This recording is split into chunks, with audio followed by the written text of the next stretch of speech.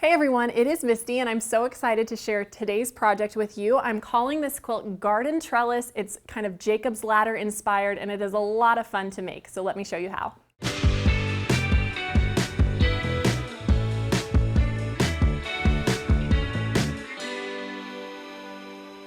So this is the block we're going to be making today. You can definitely see the Jacob's Ladder inspiration.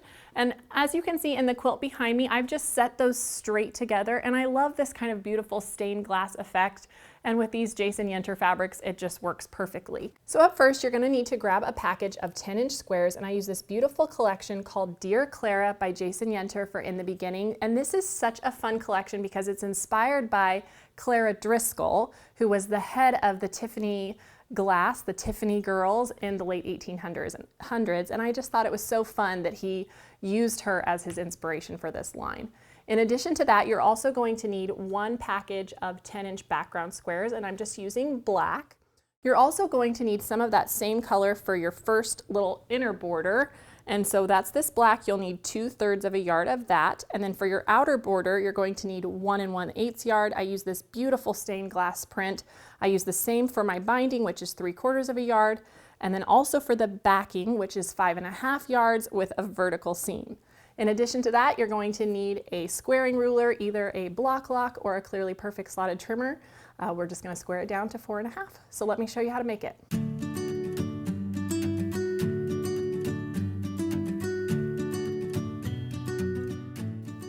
The first thing we're going to want to do is select 2 of our 10-inch print squares that have some nice contrast. I kind of decided to use as many of these beautiful stained glass motifs as possible for my half square triangles. So I didn't have enough to only use those, but you'll notice I used a lot for that.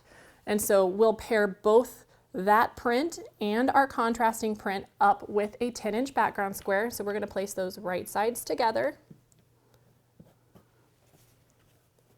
And we'll begin, got some extra fabric there. We'll begin by making those half square triangles. So I'm going to flip this over to my background. Just make sure everything is lined up. And then I've got this little chalk pencil that will show up on this dark background. And I'm just going to draw a line corner to corner in both directions. Just make sure I'm going right to the point of those 10-inch squares.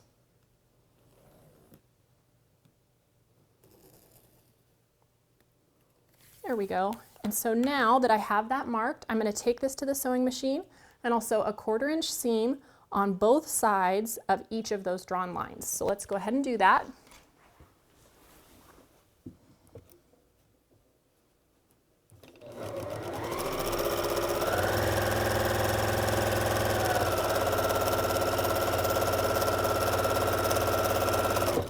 Just like to sew off the end and then flip this around and go back down the other way.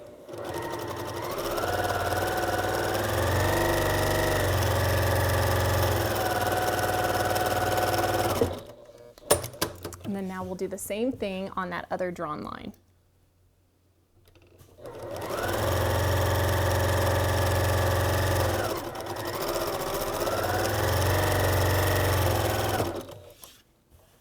Flip it around.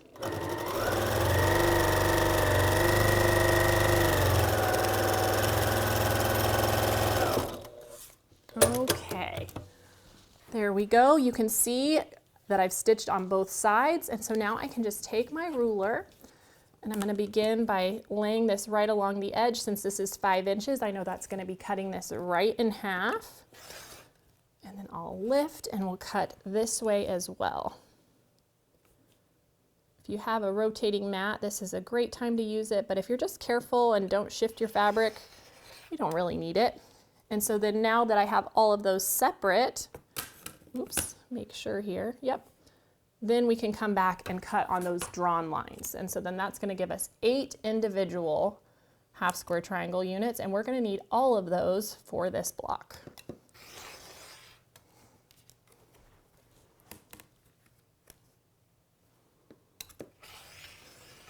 There we go. And so then once you have those all cut apart, we're going to square them. I have some of them already done, but I will square one for you here. So because I like to use the block lock for my half square triangles, I'm going to go ahead and press this open first. So I'm going to set that seam and roll it back to my background since it's the dark in this instance.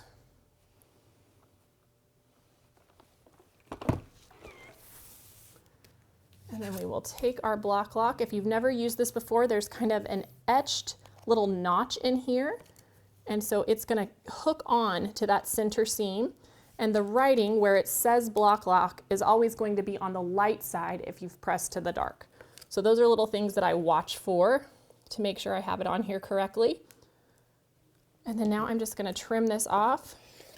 It's just a tiny bit that we're squaring up. So very little waste. Then we can spin that around, trim a little bit more there. So then once you've squared up all 8 of these, you can set these aside for a minute and we're going to work on those 4 patches. And so I have a little trick for those as well. So that's where our other set of our print and background 10-inch squares are going to come in. And so we're going to again make sure those are right sides together. I'm going to take my 5 by 15-inch ruler here and I'm going to lay that along the edge of my background. And I'm going to draw one line down the center, just like so. And then we're going to take this to the sewing machine and we're going to sew a 1/4 inch away on each side of that line and then on both of these ends as well. So let's go ahead and do that.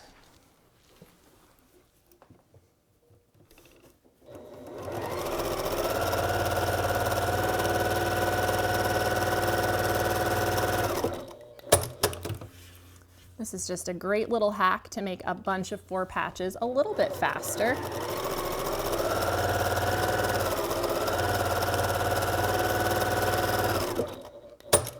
Now I can spin this around.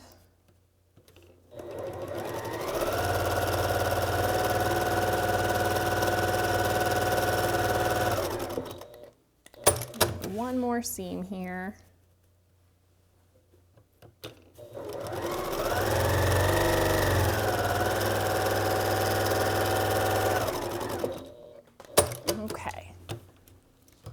All right, so now we are going to cut these in half first.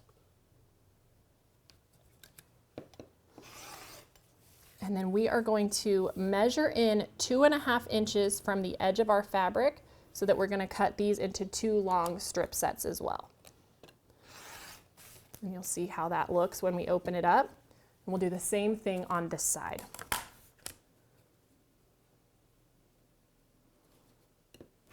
There we go. And so now, before I subcut, I like to go ahead and press these because then it just gives me one large piece to press instead of a bunch of little ones. So we'll go ahead and roll this back to the dark side. Whoop.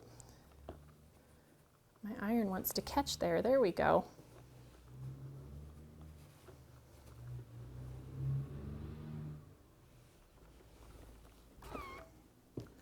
And we'll do one more.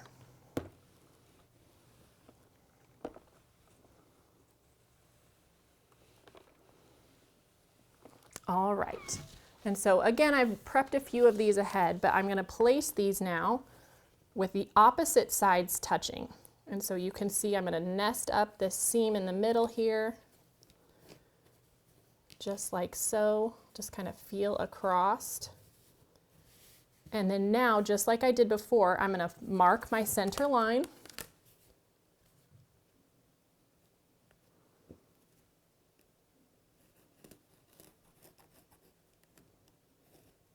And then I'm going to sew on each end and on both sides of that middle. So let's go ahead and do that.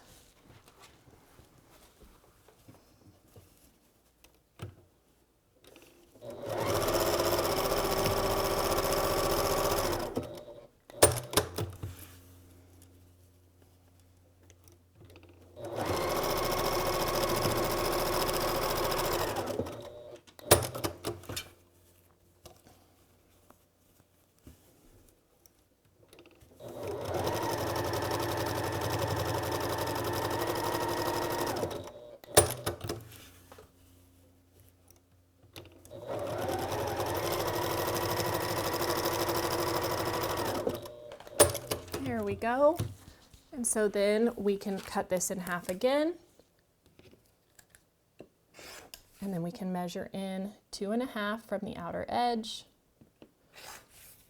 And that will give us a bunch of little 4 patches. And it's just a great way to make them faster. And so these should also square up to 4.5.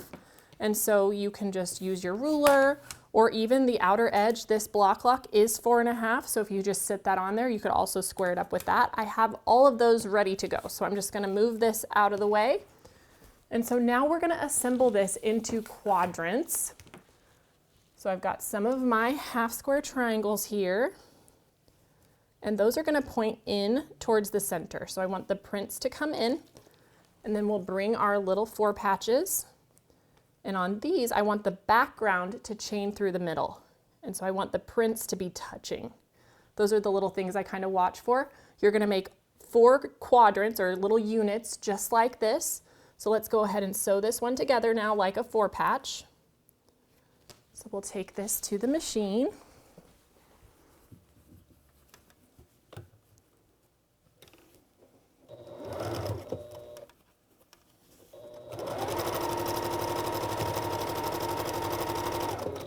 And we'll slide this one in right behind it.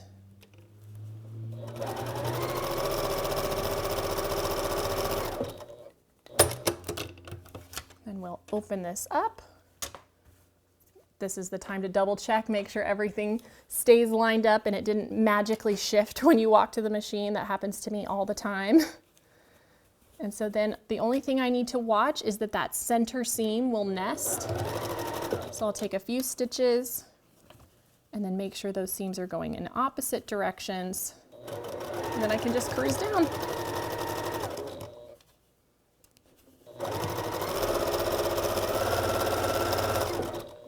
Go. All right, so here is one of our little units. Let's go ahead and give that a press so it'll lay nice and flat.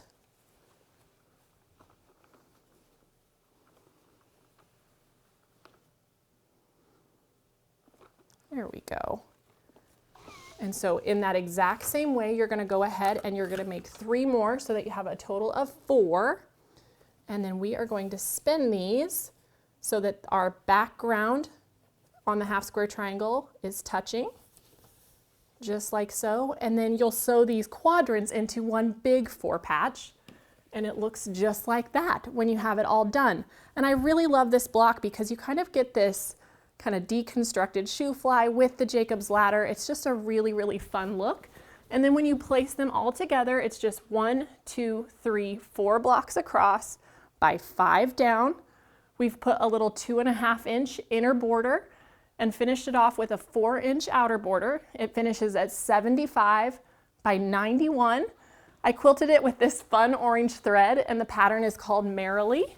And then let's go ahead and look at this beautiful print on the back. I just love that. Such the classic kind of Tiffany motif. I think it's just a beautiful line.